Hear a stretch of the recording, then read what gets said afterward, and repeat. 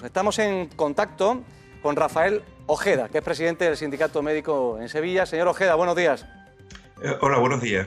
Creo que más de la mitad de las camas UCI de Sevilla en concreto están ocupadas por pacientes COVID. Sí, en efecto, así es. Es tremenda la estadística. ¿Y cuánto tiempo más se puede aguantar la presión hospitalaria? ¿Hay camas suficientes y la tendencia sigue siendo al alza? No se puede aguantar mucho más a este ritmo. Ya hay hospitales que están derivando pacientes a otros centros, por ejemplo, en Osuna se están derivando pacientes a Écija. El Hospital de Valme está habilitando camas para COVID ya en el Tomillar y en otros centros va a ser, si sigue este ritmo de ingresos y de contagio, será inevitable buscar vías de derivación de enfermos para hacer frente a las necesidades asistenciales. Hablando con diferentes médicos dicen estamos mucho más protegidos que en la primera ola. Entonces, ¿qué es exactamente lo que falta? Me refiero con la expectativa de lo que pueda ocurrir y si es suficiente a su criterio el plan de la Junta de Andalucía del número de camas que se están planteando para ampliar y poder atender semejante situación. Mire, me pregunta en cuanto a la protección. Le digo que es verdad que hay mejor protección, pero una cosa que nosotros estamos echando de menos es protección mejor para los profesionales que atienden a pacientes no COVID. Entonces, las mascarillas FFP2, que son las que protegen de los aerosoles, en este momento solo están disponibles para los profesionales que atienden a pacientes COVID. Pero con el nivel de extensión, de difusión de la enfermedad, cada vez son mayores los brotes en pacientes no COVID. Por tanto, nosotros pensamos que necesitamos disponer de estas mascarillas de máxima protección también fuera de esas zonas COVID, ¿no? Esto sería muy importante. Y bueno, ¿qué necesitamos? Me dice usted. Fundamentalmente frenar los contagios.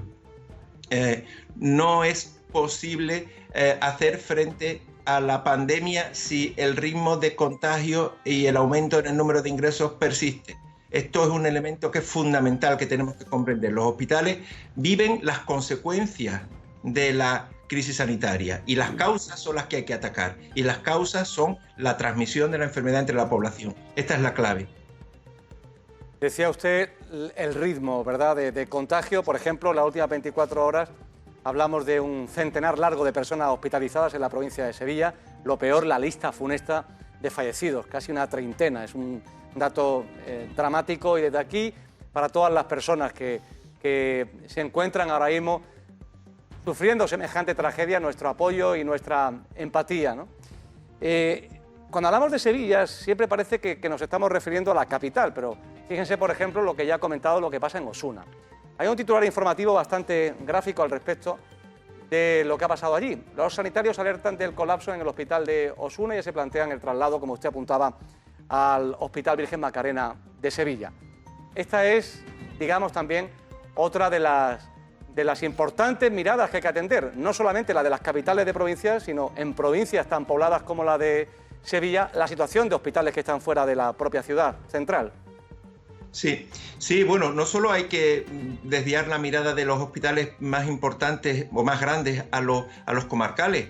Efectivamente, Osuna vive una situación muy delicada. San Juan de Dios, que es un hospital del Aljarafe, que es un hospital que pertenece al sistema sanitario público andaluz, también está en una situación muy delicada. Y son hospitales más pequeños a los que normalmente no prestamos excesiva atención, y esto me parece un error. Pero es que además tenemos que seguir mirando a la primaria. La primaria sigue en una situación crítica. Desgraciadamente, cuando los hospitales empiezan a pasarlo mal, nos olvidamos de la primaria, pero un elemento esencial para hacer frente a la pandemia la tenemos en la atención primaria, y aquí tenemos también una situación muy delicada. Entonces, no nos olvidemos de la primaria, que está escasa de recursos, de fondos y de medidas organizativas que palíen la situación crítica que está viviendo este ámbito de la sanidad. Hay una imagen, doctor López Trigo, también que antes yo comentaba, la imagen de la capilla del Hospital Virgen de las Nieves de Granada, que se ha habilitado con camas también para poder atender a las personas con coronavirus. Con coronavirus, claro, es que lo que estamos comentando. Va faltando, mire, tenemos la imagen, Fernando, va faltando sitio, y no piensen que está fácil habilitar una cama de hospital, ni habilitar una cama, evidentemente una cama de UCI es complejísimo, porque una cama de hospital necesita un sistema de presión, un sistema de oxígeno, estar en un circuito donde sea factible la atención. Esto se hace solo ante la auténtica desesperación por no poder atender más caudal de personas, como muy bien nos indica el presidente del colegio de mis compañeros de Sevilla. Pacientes de Melilla están llegando también a hospitales de Almería y de Málaga dentro de la red solidaria nacional y de las posibilidades de atender a la ciudadanía. Nos quedamos, por supuesto, con ese mensaje también, lo hemos comentado en varias ocasiones, de la atención primaria, algo reconocido por el propio presidente de la Junta de Andalucía, que hay un problema que no es de ahora, que viene de largo, pero que se ve agravado, lógicamente, con la situación pandémica. Sí, me preguntaba a mí, perdón. Sí, bueno, efectivamente le decía, la atención primaria está en una situación muy delicada.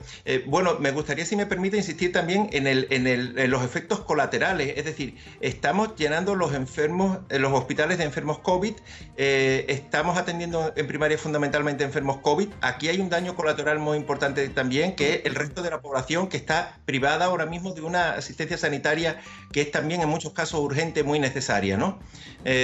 Entonces, por eso les decía que me parece fundamental que se frene la transmisión de la enfermedad, porque si no se controla, viviremos situaciones dramáticas. Pues al final, más allá de las propias instituciones y de lo que puedan hacer uno y otros, también este mensaje va para la ciudadanía y para quienes nos están viendo y para nosotros.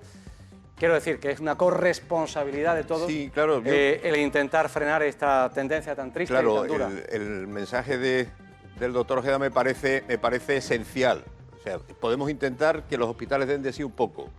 Podemos sobrecargar aún más la primaria, que ya venía sobrecargada de hace mucho tiempo. Podemos tener muchos equipos, podemos lo que sea.